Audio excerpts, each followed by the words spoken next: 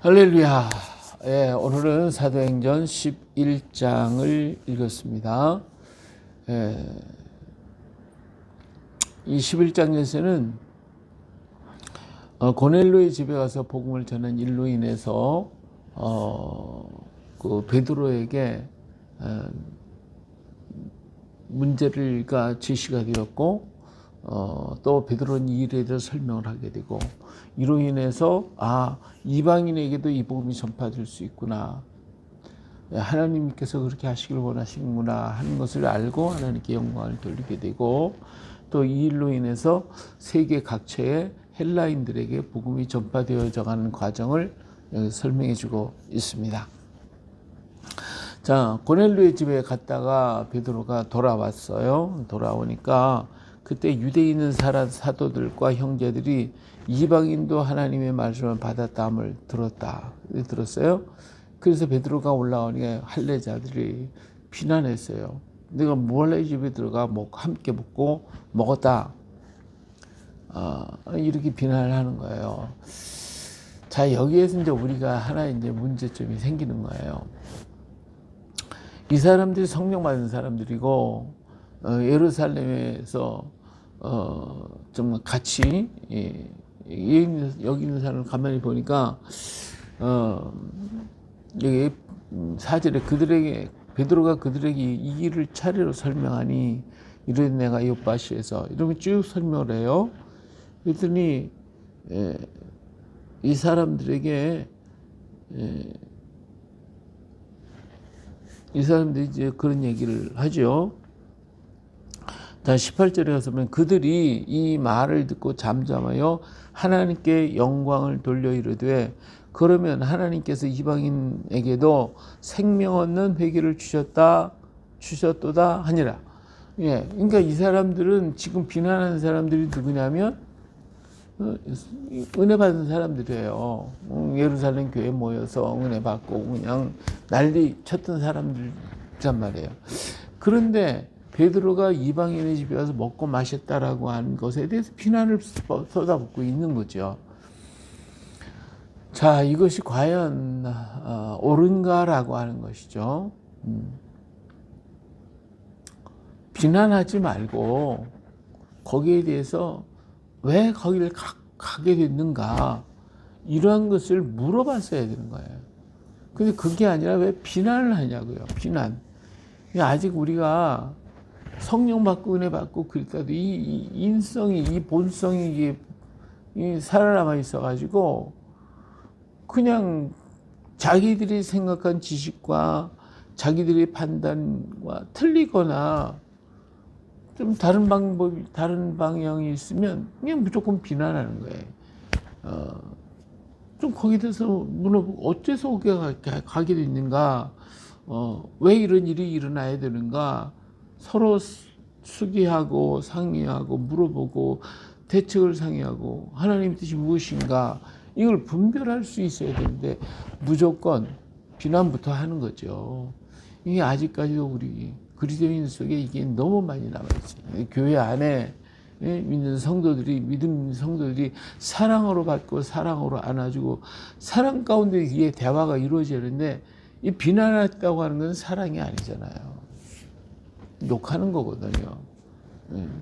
그리고 당신은 법에 대해서 어긋는 법을 지키지 않았다라고 하는 그런 비난인데, 우리는 그렇게 하면 안 되겠죠. 우리 교회 안에서는 무슨 문제가 일어나고 하면 상대방을 불러다가 뭔가 대화를 하면서 왜 그런 일을 해야 되는가, 어떤 문제가 있었던가, 이런 것을 이렇게 서로 상의하고 대화하고 풀어서 그래서 그 문제가 옳고 그런 건 그때 문제지, 그리고 대책을 어떻게 상의해야지, 이제 이게 아니라 무조건 비난부터 했다. 그러니까 이것이 잘못이죠. 그러니까 이스라엘 민족의 이 선민 의식이 바로 이와 같은 거예요.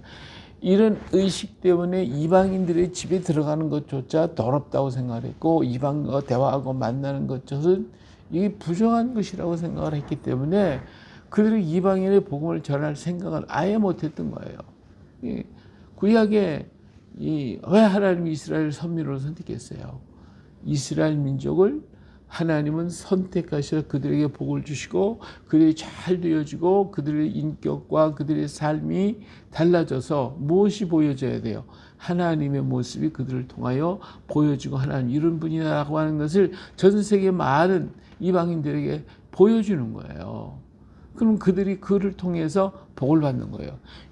이스라엘이 복을 받으면 세계가 복을 받는 거예요. 왜? 그들이 믿는 하나님을 그들이 믿게 되니까. 그러기 위해서 하나님은 선민을 선택하신 거거든요. 그런데 이것을 이스라엘 민족들이 구약에 이스라엘 민족이 끝까지 이해를 못했고 깨닫지 못했어요. 여기도 보니까 비난한 일은 이방인의 집에 들어가 먹었다고 하는 것을 비난한 것을 보면 아직까지도 이 민족 정신이 왜 자기들이 선민인 것을 모르고 있는 거예요.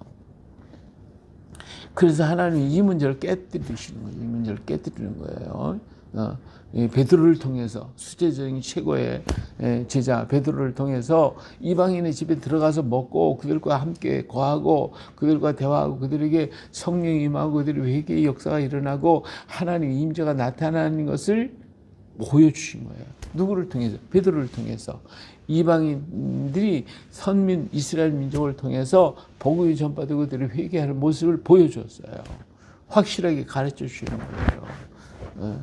오늘 우리가 주님 앞에 부름받았으니 우리가 구원받았단 말이에요. 구원받은 백성이 구원받고 저기 구원받지 못했던 사람이라고 그들을 무시해버리고 그들에게 복음 전하는 것을 막아버린다면 그건 우리가 하나님 앞에 큰 죄를 범하는 것이죠. 하나님이 그거 원치 않으셔요. 왜 하나님 우리에게 은혜를 주시고 하나님 우리에게 각양 은사, 방언, 예언, 통역 하여튼 병 고치는 역사 이 모든 것들을 주신 이유가 뭐냐 그거지. 이것은 내 자신의 구원을 위해서가 아니라 물론 그것이 나에게 유익이 되지만 그러나 그것이 나만을 위한 게 아니라 예수 그리스도를 십자가에 달리신 예수님을 보여주니 모든 사람이 보여주고 알려주고 전하게 하기 위한 하나님의 도구, 하나님의 은혜로 우리에게 주신 거라고 말해요. 그래서 그것이 중요한 게 아니라 우리가 그들을 복음을 전하는 그러한 도구, 그러한 오늘 우리가 되어야 돼요. 일꾼이 되어야 돼요.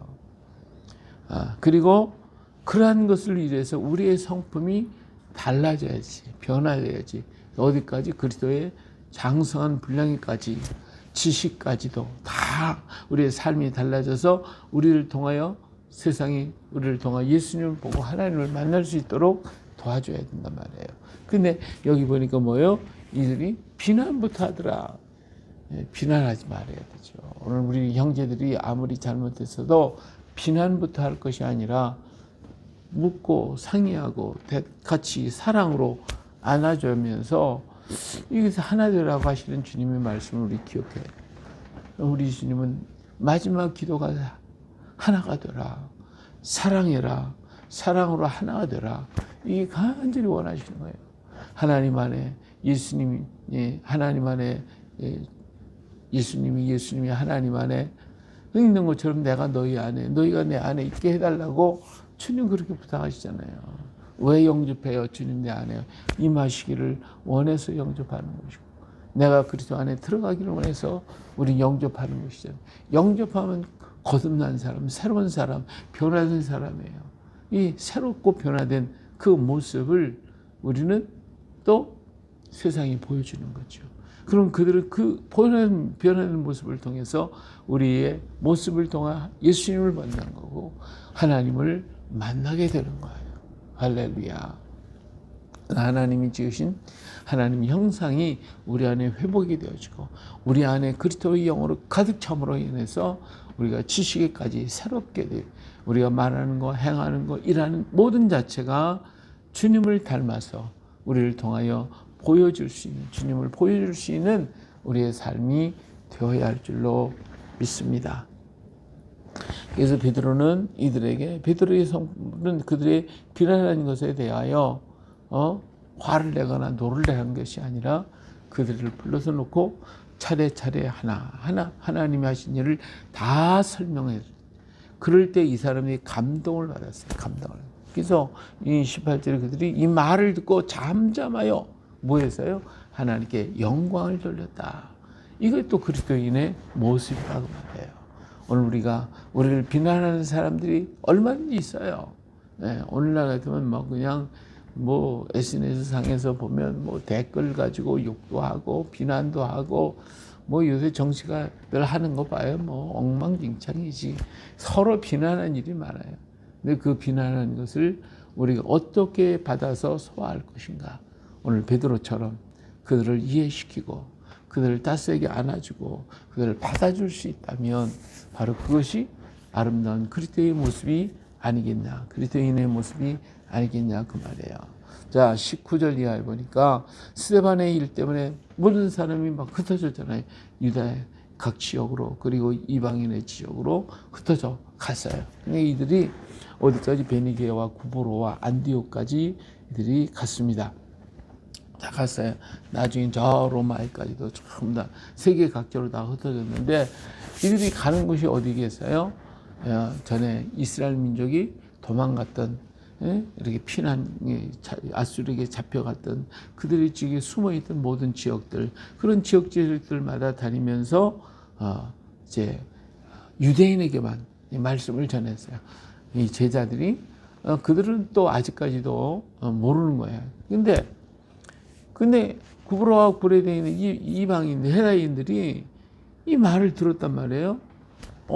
그랬더니 이들이 막 예수님을 받아들이는 거예요. 그리고 믿고 회개하고 돌아오는 일들이 막 계속 이루어지니까 이 사람들이 놀란 거죠. 이게 어떻게 된 일이냐. 그래서 예루살렘에 사람을 보내가지고 이 일을 전하게 되니까 예루살렘 교회가 베드로의 역사가 있었잖아요. 그렇기 때문에 이들을 받아주면서 대표자로 그정은 자기 제사를 다 하나님께 바치고 오직 교회 안에서 하나님을 섬겼던 바나바를 그들에게 보내줬어요. 이 바나바는 착한 사람이었고 성령과 믿음이 충만한 사람이었고 그래서 그가 포용하고 사랑했더니 큰 무리들이 계속해서 하나님께로 돌아오는 거예요. 주님께. 근데 바나바가 감당이 안 되는 거예요. 너무 많은 사람들이 오니까 그때 생각난 게 누구냐면 다소로 보냈던 사울이 생각이 났어요. 그래서 바나바가 사울을 찾으러 다소에 가서 그래서 사울을 만났어요. 아마 사울이 너무너무 기뻐했을 거예요. 그는 지금 이 다소에서 이렇게 직거하면서 하나님 앞에 기도했겠죠. 그래서 아라비아에 3년 동안 사울이 갔다고 그랬는데 이란 그때 갔었는지는 모르지만 하여튼 사울이 이렇게 혼자 하나님과 기도하며 이때 자기의 모든 지금까지 있었던 일을 통하여 바울 신학이 완성이 됐겠죠. 그래서 사울이를 데려다가 안디옥 교회에 와서 그들과 함께 말씀을 가르치고 그들에게 증거하니까 이 사울은 해박한 바리새인의 그 자손이었기 때문에 해박한 성경 지식을 가지고 있었고 거기에 예수님의 말씀에 대해서 많이 들었고 연구했고 조사했던 사람이기 때문에 그들을 충분하게 말씀을 가지고 예수님에 대해서 가르치게 됐어요. 이렇게 1년 동안을 함께 이렇게 가르쳤더니 거기서 그냥 사람들이 변하는 거야. 많은 사람들이 변화되어 정말 그들의 인격과 삶과 모든 게 달라졌어요. 그래서 사람들이 뭐라고 그러냐면 그 사람, 저 사람은 그리스도인이다. 이게 그리스도인이라 일컬음을 받게 되었더라. 이건 비난의 소리가 아니에요. 이게 비난이 저거 예수 믿는 것들이 아니라 저 사람은 예수 믿는 사람들이야. 정말 변화된 사람이야. 사람들에게 인정받는 그런 역사가 있게 됐다라고 하는 것을 볼 수가 있어요.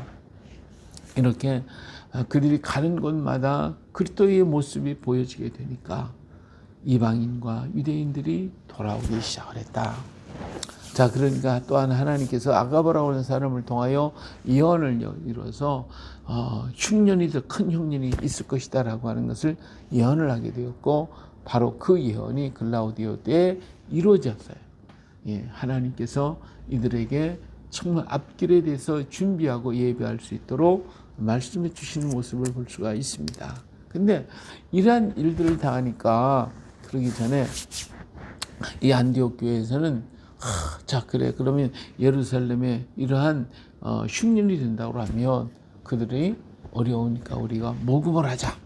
그래서 그들이 모금을 해가지고 이 모든 것들을 그래서 바나바와 사울이 가지고 예루살렘 교회로 가서 그들을 돕게 하기 위한 일들을 하고 있는 것을 볼 수가 있습니다. 그래요. 오늘도 우리는 그리스도 안에서 주님 안에서 비난이 아니고 그들을 감싸고 비난하는 사람들에게 적절하게 하나님이 지혜를 가지고 감싸주면서 이해시키고 사랑으로 인내함으로써 그들과 함께 하나가 되어지는 그러한 은혜가 우리에게 주어질 수 있기를 축원합니다. 그리고 하나님의 말씀은 지금도 계속해서 전파되고 증거되어지기를 원하고 있어요. 그래서 예루살렘과 그다음에 유다와 유대인들, 유대 지역에 있는 사람들, 그다음에 사마리아, 이제 11장에서는 땅 끝까지 이방인들에게 이 복음이 전파되어져 가는 모습을 보여주고 있습니다. 이제는 베드로의 패턴에서 이제 바울의 패턴으로 옮겨가는 것도 역시 이런 변화가 일어나기 시작하는 것을 이제는 차츰차츰 보여주고 있던 것을 볼 수가 있습니다. 그래요.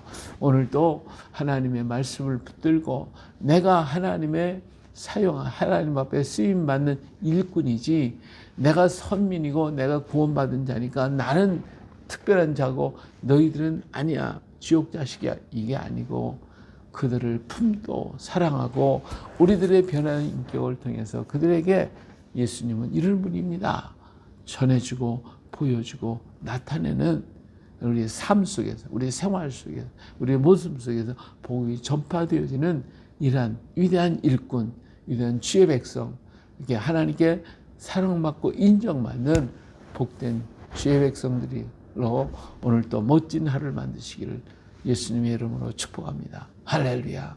아멘.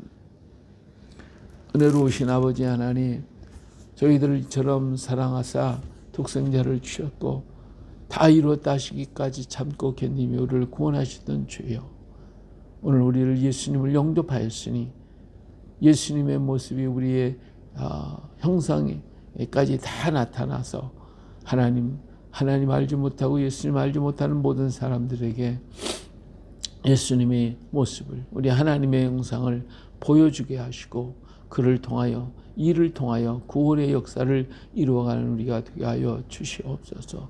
우리들의 삶 속에 비난하고 원망하고 불평하는 것이 아니라 사랑의 마음으로 안아주고 싸매주고 대화하며 함께 걸어갈 수 있는 우리가 되게 하여 주시고 이를 우리들의 가정에서부터 시작하여 우리는 이웃으로 형제와 자매들 모든 식구들에게 전파되어지는 놀라운 역사가 있게 하여 주시옵소서.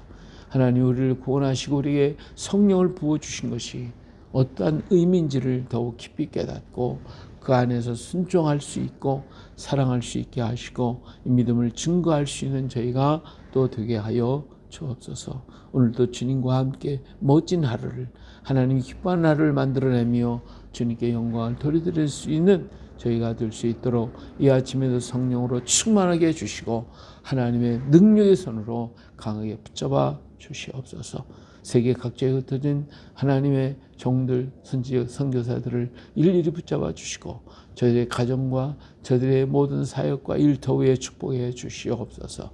폐렴으로 인하여 고통을 당하고 어림을 겪거나 백신 때문에 고통을 당하는 안타까운 영혼들도 많이 있사오니 하나님 아버지 저들 일일이 주님의 손길로 어루만져 주셔서 아버지 하나님 강건하게 하시고 굳건한 믿음으로 하나님의 은혜 가운데 세움을 입어 그 땅이 저가 있는 땅들이 복이 되게 하시고 은혜가 되게 하시고 축복이 되게 하여 주옵소서. 오늘도 우리와 함께 하심을 감사드리며 의뢰하신 예수님의 이름으로 기도합니다. 아멘. 하늘에 계신 우리 아버지 이름이 거룩히 여김을 받으시오며 나라의 마옵시며 뜻이 하늘에서 이룬 것 같이 땅에서도 이루어지이다. 오늘날 우리에게 일용할 양식을 주옵시고 우리가 우리에게 죄진 자를 사하여 준 것 같이 우리를 사하여 주옵시고 우리를 시험에 들게 하지 마옵시며 다만 악에서 구하옵소서. 대개 나라와 권세와 영광 영원히 아버지의 것입니다. 아멘.